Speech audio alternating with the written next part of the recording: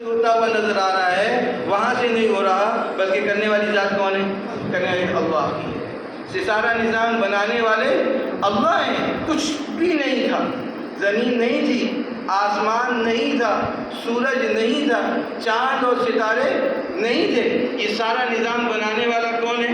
اللہ ہے۔ اللہ نے آسمان کو بنایا ہے، اللہ نے زمینوں کو بچھایا ہے، اللہ نے ستاروں کے نظام کو ہمارے سامنے مزین کیا ہے، اللہ نے اپنی قدرت سے بغیر ستونوں کے آسمان کو کھڑا کیا ہے، اللہ نے سمندر کو بہایا ہے، اللہ رب العزت نے یہ سارا نظام تنہا بغیر کسی کی مدد کے، بغیر کسی کے مشورے کے، اپنی قدرت سے یہ سارا نظام بنایا ہے۔ بنانے والے اللہ ہیں۔ اللہ الذی خلق السماوات والارض وما بینہما، اللہ کی وہ ذات ہے جس نے آسمان کو، زمین کو بنایا ہے، اور جو کچھ اس کے درمیان میں ہے اس کو بھی بنانے والا کون ہے؟ اللہ ہے۔ اللہ ہے۔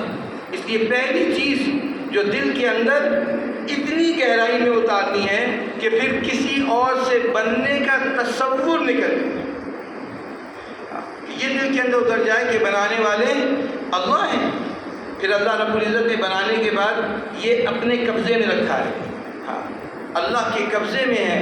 رب السماوات والارض وما بینہما، کہ سارے نظام کو چلانے والا، پالنے والا اللہ ہے، اور اللہ ہی کے قبضے میں ہے۔ وہ ہوگا جو اللہ چاہیں گے، وہ نہیں ہوگا جو مخلوق چاہیں گے۔ اس لیے دوسرا سبق جو انبیاء علیہ السلام محنت کر کے دل میں اتارا کرتے تھے، وہ اس بات کی محنت کرتے تھے کہ انسان کے دل کے اندر یہ بات اتر جائے کہ سارا نظام بنانے والے اللہ ہیں، چلانے والے اللہ ہیں، اللہ کے علاوہ کوئی اور نہیں چلاتا۔ پھر اللہ نے چیزوں کو بنانے کے بعد چیزوں کے اندر صفات رکھی ہیں۔ اللہ نے آنکھ کو بنایا ہے اور اللہ نے آنکھ میں دیکھنا رکھا ہے، اللہ نے زبان کو بنایا ہے اور زبان میں بولنا رکھا ہے، اللہ نے ہاتھ کو بنایا ہے، ہاتھ میں پکڑنا رکھا ہے، اللہ نے پاؤں کو بنایا ہے، پاؤں پر چلنا رکھا ہے، اللہ رب العزت نے کان کو بنایا ہے، کان میں سننا رکھا ہے، اللہ نے ناک کا ایک نظام بنایا ہے۔ 1 منٹ میں اطباء کہتے ہیں 1 منٹ میں 18 مرتبہ آدمی سانس لیتا ہے۔ بولتے ہوئے بھی سانس لے رہا ہوں، آپ سنتے ہوئے بھی سانس لے رہے ہیں، اور بعض ساتھی سوتے ہوئے بھی سانس لے رہے ہیں، سوتے ہوئے بھی سانس لے رہے ہیں۔ تو آدمی سوتے ہوئے بھی سانس لیتا ہے، جاگتے ہوئے بھی سانس لیتا ہے، بولتے ہوئے بھی سانس لیتا ہے۔ اس کے لیے علیحدہ نظام بنانے کی ضرورت نہیں، اللہ نے بنایا ہے، اللہ کے قبضے میں ہے۔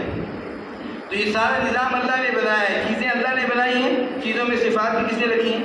اللہ نے رکھی، اللہ نے رکھی، اللہ کے علاوہ کسی اور نے نہیں رکھی۔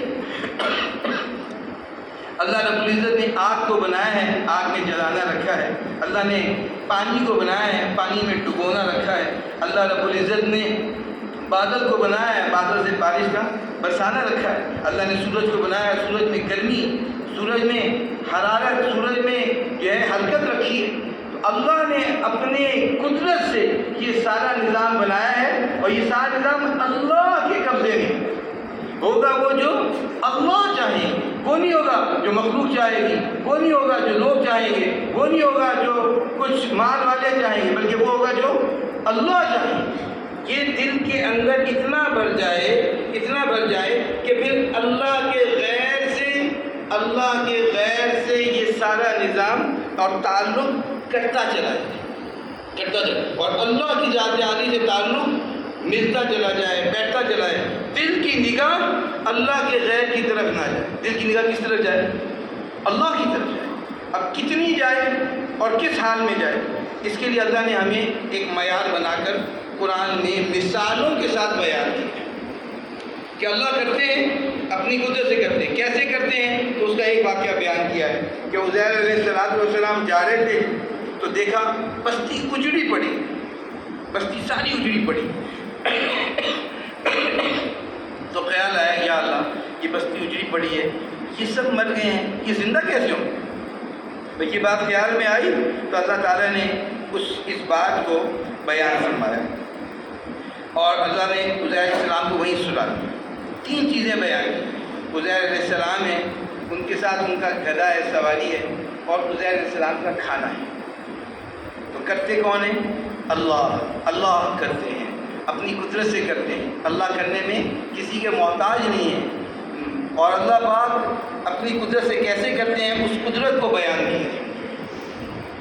تینوں چیزیں ایک جگہ پر ہیں، تینوں چیزیں ایک جگہ پر، عزیر علیہ السلام ہے، سواری ہے اور کھانا ہے۔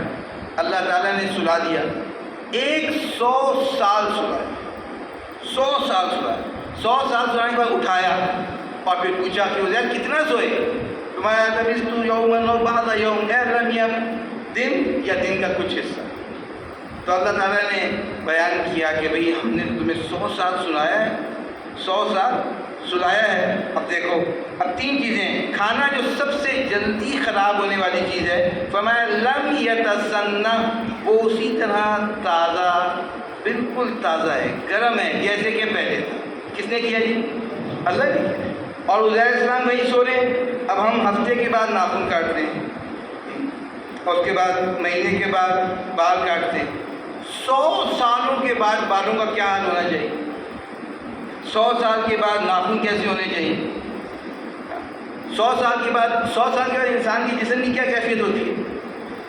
اللہ رب العزت نے فرمایا کہ دیکھو، اب وہی جگہ وہی ہے، تینوں چیزیں ایک جگہ پر، تینوں چیزیں ایک جگہ پر، لیکن اللہ نے اپنی قدرت کا اظہار کیا ہے۔ کس لیے کیا ہے؟ یہ کہانی ہے نہیں، یہ یقین بنانا ہے کہ اللہ وَعَلَمْ، اس کے بعد ایک جملہ بیان کیا ہے اور گدھے کو کیا کر دیا؟ ذرہ ذرہ کر دیا، اور اس کے بعد پھر ان کی آنکھوں کے سامنے زندہ کیا، اور پھر گدھے نے آواز نکالی، اس کے بعد ایک جملہ فرمایا وَعَلَمْ أَنَّ اللَّهَ عَلَىٰ كُلِّ شَيْءٍ قَدِيرٌ، یہ یقین کر لو، اس بات کو دل کی گہرائی میں اتار لو کہ اللہ ہر چیز پر قادر ہے۔ تو اب ہر حال میں کس کی طرف نگاہ جائے گی؟ کس سے مدد مانگیں گے؟ کس پہ بھروسہ کریں گے؟ یہ یقین بنانا ہے، وَعَلَمْ أَنَّ اللَّهَ عَلَىٰ كُلِّ شَيْءٍ قَدِيرٌ۔ اب یہ بنے گا کیسے؟ اس کے لیے میرے بھائی دوستوں بزرگوں، روزانہ اس بات کو بولنا پڑے گا، دعوت دینی پڑے گی، ہاں دعوت دینی ہو، روزانہ گلی گلی، گھر گھر، محلے محلے، محلے کے ہر فرد کے پیچھے پھرنا ہوگا، اس بات کو بیان کرنا ہوگا کہ اللہ کس چیز پر قادر ہے، کہ اللہ ہر چیز پر قادر ہے، اللہ سب کچھ کر دے گا۔ تو جو اللہ ساتھ ہو جائے گا تو پھر کام بنے گا۔ تو اللہ ہر چیز پر قادر ہے، یہ بیان کیا کہ ہم ایسے کر سکتے ہیں۔ اس کے بعد اللہ کے ساتھ کس تعلق پر اللہ کیا کرتے ہیں، کس یقین پر اللہ کیا کرتے ہیں، اس کے لیے اللہ نے بہت سارے واقعات بیان کیے ہیں قرآن مجید میں، ہمارے لیے معیار بنایا ہے کہ اپنے یقین کو محنت کے ذریعے بنانا ہے۔ میرے بھائی دوستو، دنیا محنت کا جہان ہے، یہ یقین دل میں بنتا ہے اور محنت سے بنتا ہے، محنت سے بنتا ہے، وہ یہ محنت ہے، روزانہ دعوت دینی، روزانہ دعوت کو سننا، اس اعتبار سے کہ میرا یقین بنے، اور اگر یہ محنت نہیں کی تو میرا یقین نہ بنا تو ہو سکتا ہے کہ میں بیان کر لوں اور میرے اپنے یقین میں کوئی کمی نہ، ہاں ہو سکتا۔ اس لیے میرے بھائی دوستوں بزرگوں، روزانہ اس بات کی محنت کرنی ہے۔ ہمارے بڑے فرمایا کرتے ہیں کہ اگر نشانہ ٹھیک ہو تو ایک گولی سے انشاءاللہ فائدہ ہو جائے گا، اگر نشانہ کیا ہو؟ ٹھیک ہو۔ تو اس لیے اپنے دل کا نشانہ، کہ میرے دل کے اندر یہ یقین اتر جائے کہ اللہ ہر چیز پر کیا ہے، اللہ ہر چیز پر قادر ہے، تو وہ اللہ جو قادر ہیں اگر میرے ساتھ ہو جائیں گے تو میرے کام بنے گے کہ نہیں بنے گے؟ ہاں میرے کام بنے گے۔ اس کو اللہ رب العزت نے بیان کیا کہ اللہ ساتھ کس کیفیت پر ہوتے ہیں۔ ابراہیم علیہ السلام کے لیے نمرود نے آگ جلائی، ابراہیم علیہ السلام ہوا کے اندر ہیں، ہاتھ بندھے ہوئے ہیں، اور ابراہیم علیہ السلام بغیر لباس کے ہیں، اور علماء نے لکھا ہے کہ ابراہیم علیہ السلام کا بغیر لباس کے ہونا، اس سبب سے اللہ رب العزت قیامت کے دن سب سے پہلے جو لباس پہنائیں گے وہ ابراہیم علیہ السلام کو پہنائیں گے۔